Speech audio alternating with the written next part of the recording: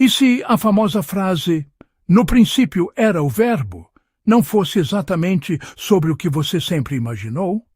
E se o verbo, essa palavra carregada de significado teológico, não tivesse nascido no cristianismo, mas fosse, na verdade, a herdeira de uma ideia muito, muito mais antiga?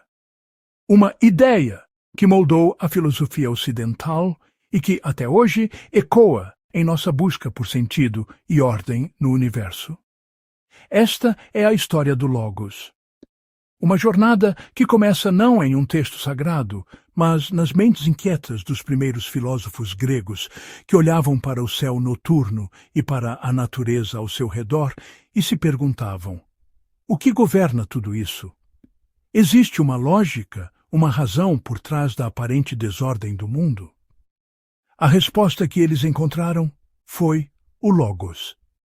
E entender essa resposta pode mudar a forma como você enxerga a própria estrutura da realidade. Nossa investigação nos leva à Grécia Antiga, por volta do século VI a.C.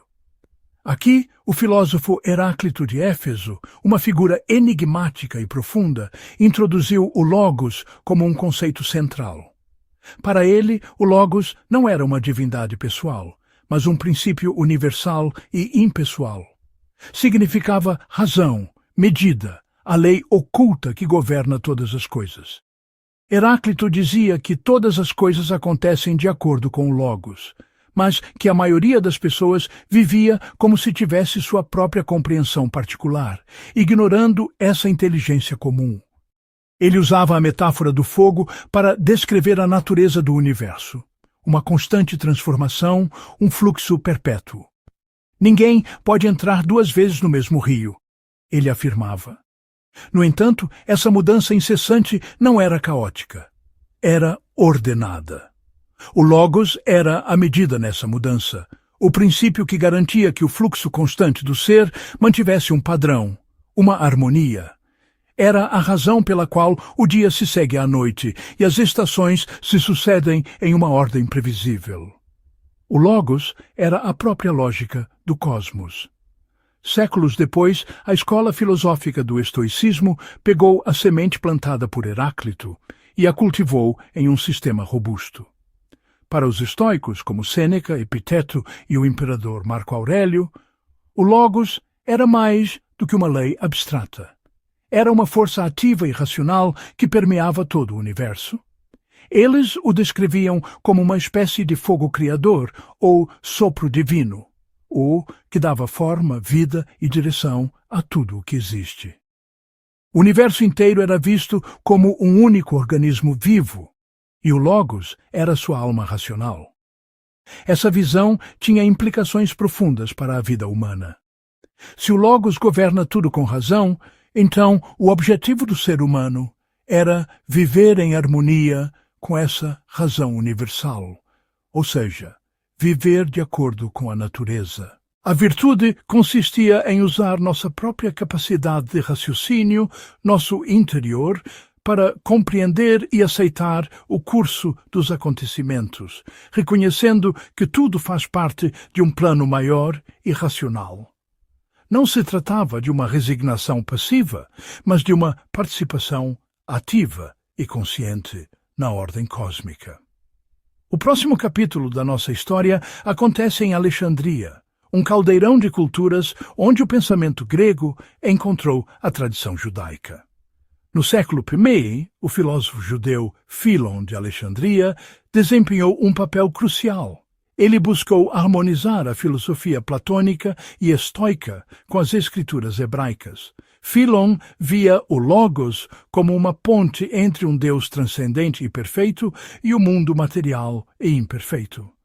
Para ele, o Logos era a razão de Deus, o intermediário através do qual Deus criou e governa o universo. Era o arquiteto divino, o plano na mente de Deus que continha as formas e os padrões de toda a criação. Fílon foi o primeiro a sintetizar de forma tão explícita a ideia filosófica grega de um princípio ordenador com a teologia monoteísta. Ele preparou o terreno intelectual para a transformação que estava por vir. O Logos não era mais apenas uma lei impessoal. Estava se tornando a própria expressão criativa de um Deus pessoal. É neste contexto cultural e filosófico que o Evangelho de João abre com sua declaração monumental. No princípio era o Logos, e o Logos estava com Deus, e o Logos era Deus. Na tradução para o latim, e depois para o português, Logos se tornou verbum, ou verbo. O autor do Evangelho, escrevendo para uma audiência familiarizada com o pensamento helenístico, fez uma jogada genial. Ele pegou esse conceito filosófico riquíssimo, a razão cósmica, o princípio criador, o intermediário divino, e o identificou com uma pessoa histórica, Jesus de Nazaré. O Logos, que para os gregos era uma lei impessoal, e para Philon era a razão de Deus, agora, no cristianismo, se encarnava. O princípio abstrato que ordena o cosmos se tornava um ser humano. Essa reinterpretação foi revolucionária. Ela fundiu a filosofia grega com a fé judaica de uma maneira nova e poderosa, dando ao cristianismo uma profundidade teológica que o ajudaria a se espalhar pelo Império Romano. O verbo cristão herdou todo o peso cósmico do Logos grego, mas o preencheu com um novo significado de revelação pessoal e salvação. A busca por um princípio ordenador não é exclusiva da tradição ocidental. Em outras culturas, encontramos conceitos que ecoam a ideia do Logos.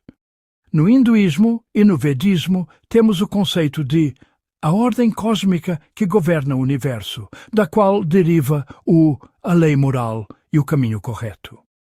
No pensamento chinês, o princípio fundamental, o caminho ou a ordem natural que flui através de todas as coisas.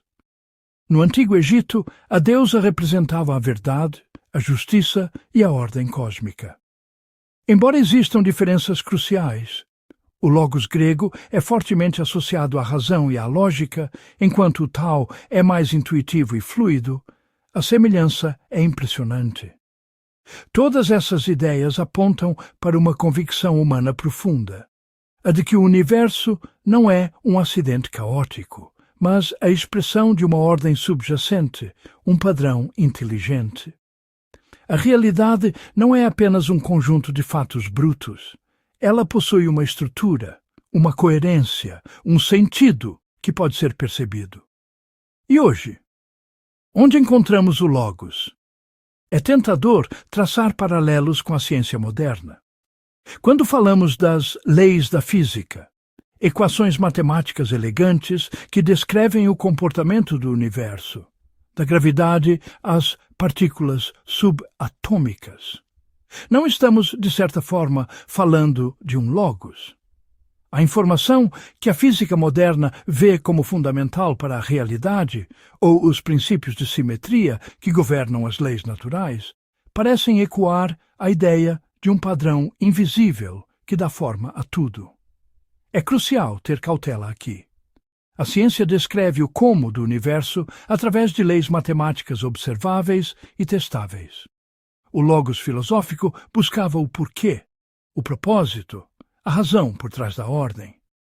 A ciência não pressupõe uma mente ou inteligência cósmica.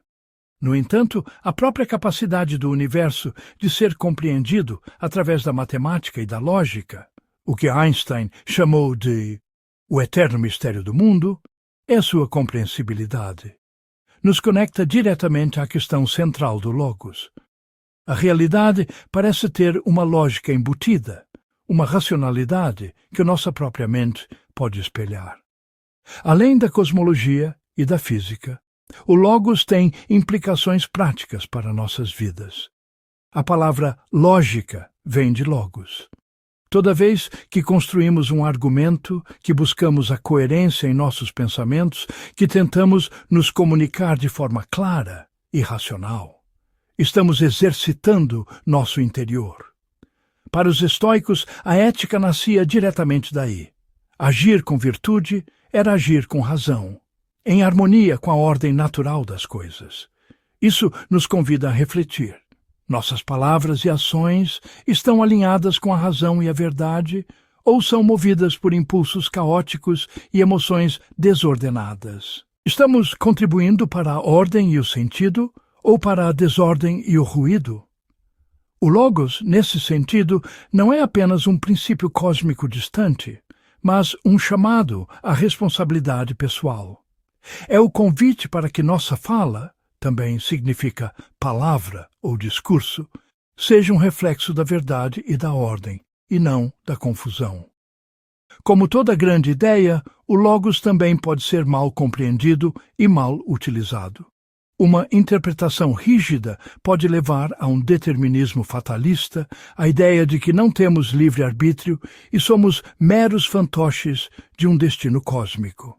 Por outro lado, a busca por padrões pode descambar para a pseudociência, onde conexões ilusórias são vistas como prova de uma ordem oculta que simplesmente não existe. O cientificismo, a crença de que apenas a ciência pode descrever a realidade, pode ser visto como uma crítica moderna à necessidade de um logos metafísico. Se as leis da física são suficientes, por que precisaríamos de um princípio ordenador? A filosofia do logos nos desafia a manter o equilíbrio, reconhecer a ordem e o padrão sem cair em dogmas e usar nossa razão para discernir a verdade da ilusão, a ciência da pseudociência, o argumento lógico da falácia. Então, o que é o Logos? É a lei de Heráclito, a alma do mundo dos estoicos, a razão de Deus de Philon, o verbo encarnado de João. É um eco do Tao, do Dharma, de Maat. É uma metáfora para as leis da física e para a própria informação que tece a realidade. O Logos é uma das ideias mais resilientes e multifacetadas da história humana.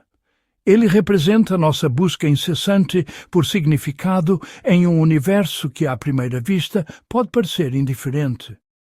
A jornada do Logos, de um princípio filosófico a um conceito teológico e talvez a uma metáfora científica, nos mostra que a questão fundamental permanece. A realidade nasce de um princípio consciente e racional ou do acaso cego? O Logos não oferece uma resposta final, mas sim um convite à reflexão. Um convite para olharmos para o mundo, para dentro de nós mesmos e aprendermos a perceber a ordem sutil, a razão silenciosa, a vibração inteligente que conecta todas as coisas. Talvez, no fim das contas, no princípio, não seja apenas um ponto no tempo, mas a própria fundação de tudo o que existe.